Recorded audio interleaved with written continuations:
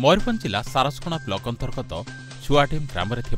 मिलित उच्च प्राथमिक विद्यालय छात्र छात्री एवं अभिभावक मिसी स्कूल रे ताला पकाइछन्ति। सूचना अनुसार उक्त विद्यालय षष्ठ सप्तम और अष्टम श्रेणी तीनोटी श्रेणी रे प्राय 35 रु ऊर्ध्व छात्र छात्री पाठ पढ़ुवा बेले स्कूल रे जणे मात्र शिक्षक पाठ पढ़ाउछन्ति। यथा पूर्वं तथा परं तत्कालीन सरकार बीजेडी सरकार जेतेबेले थिला शिक्षा स्वास्थ्य अवस्था जहाँ थिला वर्तमान नुआ सरकार बीजेपी सरकार आसिला परे आमे देखुची जे ताटू आउरी खराब स्तर को निम्न स्तर को स्वास्थ्य एवं शिक्षा अवस्था चलीगलानी। बड़ दुख एवं परितापर विषय आज आमे जो छोट छोट छुआ मानकू एवं तांकर अभिभावक मानकू नेकी खरारे छिड़ा होईची स्कूल को ताला लगेइकरी। मुख्य कथा होची एठी 3टा क्लास अछि 3टा क्लास रे मात्र जणे शिक्षक से पाठ पढ़ेबे ना ताको सरकारी काम करिवे। तेणु आज छुआडीम रो प्रत्येक अभिभावक एवं तांकर छात्र समाज जो स्कूल जो छुआ माने पाठ पढ़ुचंती 34 जन छुआटी पाठ पढ़ुचंती समस्ते शिक्षक आसीबा पूर्वरु ताला लगेइले एवं समाने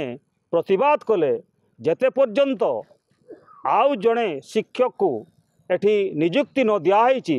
सेते पर्यंत आमे ताला लगेबा स्कूल खुलिबानी। एवं आपण चिंता करि परथिबे सामनारे पिला मानकर परीक्षा यदि से पाठ न पढ़िबे ताले पिला माने परीक्षा देबे किमती एटा गोटे विराट प्रश्न समस्तकर मुंडरे छुइलाणी। आज्ञा मु तो आमर हेडक्वार्टर ब्लॉक को जाइतिले ब्लॉक रो एरिया पीडब्ल्यूडी रोड रे पडुचे रास्ता लेफ्ट साइड रे हम छुआडीम स्कूलटा मु एठी पहुँचला बेलू देखली आपण मैंने अधेरे अच्छे सार मैंने भी सार बाहर बसुँच एटा ताला मारा होती पचारि बुझे से कहले एठी टीचर रो स्कार्सिटी अच्छी गोटे शिक्षक रे आमर चली विद्यालय और देखला बेलू से आमर पड़ासिया स्कूल गोटे सार को एटिकी आना जाऊँगी किसी अल्प समय पुणी से नि जाऊँगी पड़ासिया स्कूल टीचर प्रबल अभाव से 180 ରୁ 200 पिला अध्ययन करती किंतु से ऑफिस महल को आम ए विषय अवगत करूँ बहु आगु किंतु ये भ्रुक्षेप करूना से माने से नाभि तेल देकी शोला भाया शई जाइए से सुमंत बाबू एबीओ जो अच्छा से कौन शुणुना बीओ भी किसी शुणुनी आ जो जगह कम्युनिकेशन सिस्टम ठीक ठाक अच्छे से स्कूल मास्टर गुड़ा भर्ती होगी अच्छा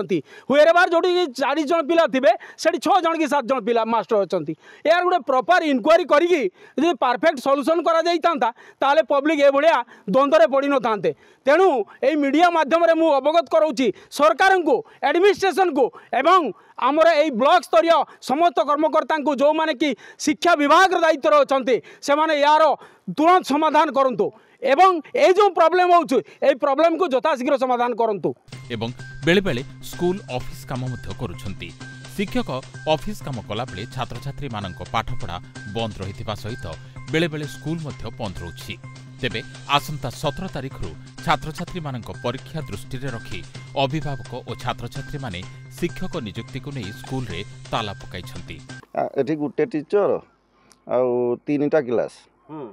पाठ पढ़ा ठीक भाव रे हो पारुनी सेथि पे हम ताला पकाइछि। तो आगो को परीक्षा अछि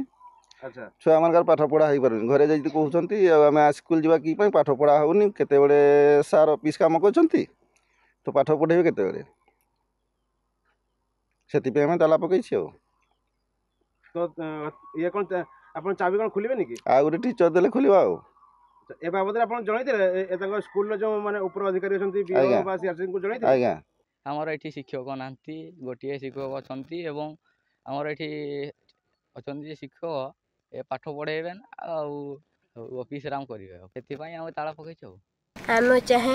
आउ एक शिक्षक आसिले भलो होई थांता। तेबे विशेष सूत्रर खबर पाई गोष्ठी शिक्षा अधिकारी निजे न आसी किंबा अन्य कोनोसी कर्मचारी को न पठाई फोन माध्यम रे जोगाजोग करी अन्य स्कूल रो किसी अनुमति पत्र न नहीं मौखिक भावे काम चला भली जने शिक्षकों को उक्त स्कूल को पठाइथिले।